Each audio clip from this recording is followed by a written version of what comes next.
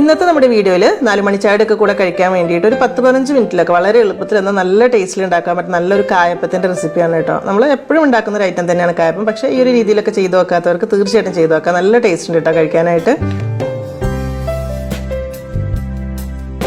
അപ്പോൾ ആദ്യം ഇതിലേക്കായിട്ട് ഒരു 3 ചെറുപഴം, അതിൻ്റെ കൂടെ തന്നെ ഒരു റോബസ്റ്റ പഴം കൂടി എടുത്തിട്ടുണ്ട്. ഇനി റോബസ്റ്റ പഴം കയ്യിലില്ലെങ്കിൽ ഒരു 5-6 ചെറുപഴം എടുക്കുക. പഴത്തിൻ്റെ വലിപ്പം അനുസരിച്ച് എടുത്താൽ മതിയാകും. അത് തൊലിയൊക്കെ കളഞ്ഞെടുത്തതിന് ശേഷം നന്നായിട്ടൊന്ന് കുത്തി ഉടച്ചെടുക്കണം.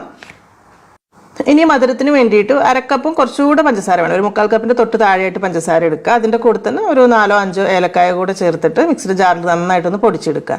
എന്നിട്ട് ഈ പൊടിച്ചെടുത്തിട്ടുള്ള പൊടി നമ്മൾ മിക്സ് ആക്കിയിട്ടുള്ള പഴത്തിലേക്ക് ചേർത്തിട്ട് നന്നായിട്ടൊന്ന് മിക്സ് ആക്കി എടുക്കണം. ഈ സമയത്ത് ഇതിലേക്ക് ഒരു ടേബിൾ സ്പൂൺ നെയ്യും കൂടെ ചേർത്തിട്ട് വേണം മിക്സ് ആക്കി എടുക്കാൻ. ആ ഒരു പഞ്ചസാരയും പഴവും നല്ലോണം മിക്സ് ആയിട്ട് കിട്ടുന്നിട്ട് ഈ ഒരു രീതിയിൽ മിക്സ് ആക്കി എടുക്കണം. അത് കഴിഞ്ഞിട്ട് ഇതിലേക്ക് ഒരു 5 ടേബിൾ സ്പൂൺ അളവിൽ തേങ്ങ ചിരവിയതും ചേർത്ത് കൊടുക്കുന്നുണ്ട്. ഒരു 1/4 കപ്പ് അളവിൽ റവ ചേർത്ത് കൊടുക്കാം. പിന്നെ ഒരു 1/4 ടീസ്പൂൺ ബേക്കിംഗ് സോഡ ചേർത്ത് കൊടുക്കണം. ഇതെന്തായാലും ഒഴിവാക്കരുത് കേട്ടോ. നമ്മൾ വിചാരിച്ച പോലെ നല്ല കറക്റ്റായിട്ട് കിട്ടണമെങ്കിൽ ബേക്കിംഗ് സോഡ എന്തായാലും വേണം ഇതിൽ, ഈ ഒരു രീതിയിൽ കിട്ടാൻ കേട്ടോ. അപ്പോൾ അത് നന്നായിട്ട് അങ്ങ് മിക്സ് ആക്കി എടുക്കുക. റവ ഉണ്ടാകുന്ന സമയത്ത് കൂടുതൽ എണ്ണ കുടിക്കൊന്നുമില്ല, പിന്നെ പുറംഭാഗത്ത് നല്ല ക്രിസ്പി ആയിട്ടും കിട്ടും. ഇനി ഈ ഒരു മിക്സിലേക്ക് ഗോതമ്പ് പൊടിയാണ് ഒരു 1/2 കപ്പ് അളവിൽ ഗോതമ്പ് പൊടിയോട് ചേർത്തിട്ട് നന്നായിട്ട് മിക്സ് ആക്കി എടുക്കണം. മിക്സ് ആക്കി വരുന്ന സമയത്ത് നമുക്ക് ആവശ്യത്തിനുള്ള വെള്ളം ചേർത്ത് കൊടുക്കുക. ഒരുപാട് ലൂസ് ആവണ്ട. ഇത് മിക്സ് ആക്കി എടുക്കുന്ന സമയത്ത് തന്നെ 2 നുള്ളു ഉപ്പും കൂടെ ചേർത്ത് കൊടുക്കണം, ടേസ്റ്റ് ഒന്ന് ബാലൻസ് ആവാൻ വേണ്ടിയിട്ട്. അപ്പോൾ വെള്ളത്തിൻ്റെ അളവ് എന്ന് പറയുന്നത് 1/2 കപ്പ് ടു 1/4 കപ്പിൻ്റെ ഉള്ളിൽ, അതായത് നമ്മൾ വറുത്ത റവയാണ് എടുക്കുന്നതെങ്കിൽ 2-3 ടേബിൾ സ്പൂൺ വെള്ളം കൂടുതൽ വേണ്ടി വരും, അല്ലെങ്കിൽ ഒരു 1/2 കപ്പിൻ്റെ ആ ഒരു അളവിൽ മതിയാകും. നോക്കിയിട്ട് എടുക്കുക. അതായത് മാവ് ഇങ്ങനെ കയ്യിൽ ഒട്ടിപ്പിടിക്കും. നമ്മൾ ഇത്തിരി വെള്ളത്തിൽ ഇങ്ങനെ തൊട്ടിട്ട് ഈ മാവ് ഇങ്ങനെ എടുത്തിട്ട് എണ്ണയിലേക്ക് ഇങ്ങനെ കുറച്ച് ഇങ്ങനെ ജസ്റ്റ് ഒന്ന് ഉരുട്ടിയിട്ട് ഇടാനായിട്ട് പറ്റുന്ന ആ ഒരു പരുവത്തിൽ മതിയാകും. ഒരുപാട് ടൈറ്റ് ആയി കഴിഞ്ഞാൽ ഉൾഭാഗം വേവാത്ത പോലെ ആയി പോകും. ഒരുപാട് ലൂസ് ആവും വേണ്ട. ഈ ഒരു രീതിയിൽ മതിയാകും.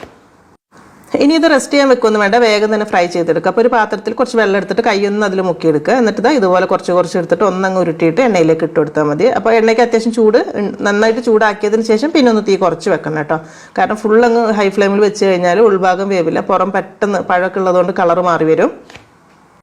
അപ്പോൾ അതുകൊണ്ട് തന്നെ ചൂടുള്ള എണ്ണയിലേക്ക് ഇട്ട് കൊടുത്തിട്ട് പിന്നെ മീഡിയം ഫ്ലെയിമിൽ തന്നെ ഇട്ടിട്ട് ഫ്രൈ ചെയ്തെടുത്താൽ മതിയാകും. അപ്പോഴേക്കും ചെറുതായിട്ട് ഇങ്ങനെ പൊങ്ങി വന്ന് ചെറിയൊരു ഉണ്ട ഷേപ്പിലേക്കായി വന്നിട്ടുണ്ടാവും. ഈ ഒരു രീതിയിൽ. അപ്പോൾ തിരിച്ചും മറിച്ചൊക്കെ ഇങ്ങനെ ഇട്ടുകൊണ്ടിരിക്കുക. അപ്പോഴാണ് എല്ലാ ഭാഗവും ഒരേപോലെ തന്നെ ഫ്രൈ ആയിട്ട് കിട്ടുള്ളൂ.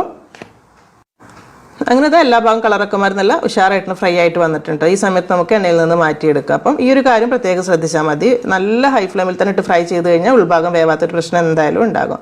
അപ്പോൾ ഈ ഒരു അളവ് വെച്ചിട്ട് നമുക്ക് ഏകദേശം ഒരു 19-20 എണ്ണമൊക്കെ ഈ ഒരു വലിപ്പത്തിലുള്ള കായപ്പം ഉണ്ടാക്കിയെടുക്കാനായിട്ട് പറ്റും. ശരിക്കും ഇത് കാണാൻ തന്നെ നല്ല ഭംഗിയില്ല, കഴിക്കാനും നല്ല ടേസ്റ്റ് ഉണ്ട്. നമ്മൾ സാധാരണ പണ്ട് മുതലേ ഉണ്ടാക്കുന്ന ഒരു അപ്പം തന്നെയാണ് കായപ്പം എന്ന് പറയുന്നത്. പക്ഷേ കുറച്ച് റവയൊക്കെ കൂട്ടി ഉണ്ടാക്കുന്ന സമയത്ത് പുറംഭാഗം നല്ല ക്രിസ്പി ഉണ്ടാവും, ഉള്ളിൽ നല്ല സോഫ്റ്റ് ആയിരിക്കും. ഇങ്ങനെ കാണുമ്പോൾ നല്ല കുറച്ച് വലിപ്പം ഉണ്ടെങ്കിലും അത്ര കനമൊന്നും ഉണ്ടാവില്ല കേട്ടോ. ആ ഒരു രീതിയിലായിരിക്കും ഉണ്ടാവുക. നമ്മൾ ബേക്കിംഗ് സോഡയൊക്കെ ചേർത്തുകൊണ്ട് തന്നെ ഉൾഭാഗം കറക്റ്റായിട്ട് സെറ്റായിട്ടും ഉണ്ടാകും. ഒന്നങ്ങ് ചെറുതായിട്ടങ്ങ് ചൂടാറിയിട്ട് മുറിച്ച് കഴിക്കുന്ന സമയത്ത് നല്ല അടിപൊളി ടേസ്റ്റ് തന്നെയായിരിക്കും കേട്ടോ. ഈ ഒരു രീതിയിലായിരിക്കും ഉണ്ടാവുക.